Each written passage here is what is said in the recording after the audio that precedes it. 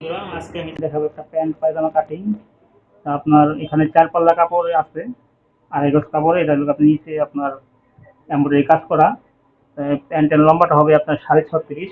আমি প্রথমে লম্বাটা ধরলাম, এই যে এখান থেকে, যে 36.5, এখানে 36.5 দাগ দেওয়া হলো ফার্স্টে। তারপরে আপনার এখানে একটা সোজা দাগ দিব, দাগ দেওয়ার পরে এখানে 2 বা 2.25 ইঞ্চি রাবারের জন্য, এলাস্টিকের জন্য আড়াই রাখলাম। এখন আমি কি করব, এখান থেকে আপনার 1 ইঞ্চি 1.5 ইঞ্চি 1.5 ইঞ্চির মতো আপনি দাগটা দিলাম, আমরা দাগ টানলাম। এখন সাইডটা আপনার কাটিং হবে, চাপ সিলে হবে এটা। এই আপনার সাইডে টানতেছি, এইভাবে শেপটা দিলাম। শেপটা দেওয়ার পরে এখন এটা লং আছে, হাইট আছে 29, আমি 14 ইঞ্চি নামাবো। 14 ইঞ্চি নামালে এটা আপনার 1 ইঞ্চি এমনি বের হয়ে যাবে।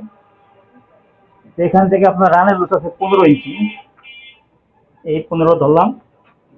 ধরার পরে এখন আপনার এই লুজটা আছে আপনার, এটা হলো 24 ইঞ্চি লুজ হবে।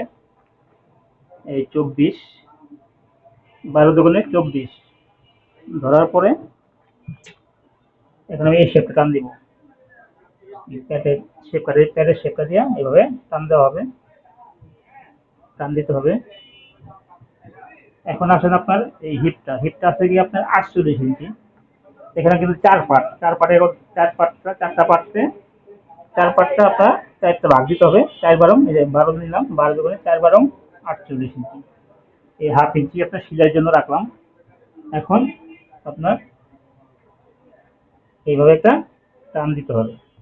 এইভাবে আপনার জিনিসটা একটু রাউন্ডে শেপ দিতে হবে। এই আমার প্যান্ট কাটিং পায়জামা আপনার মার্কা দেওয়া হইলো। এখন আমি কাটিং করব। কাটিং দেখুন,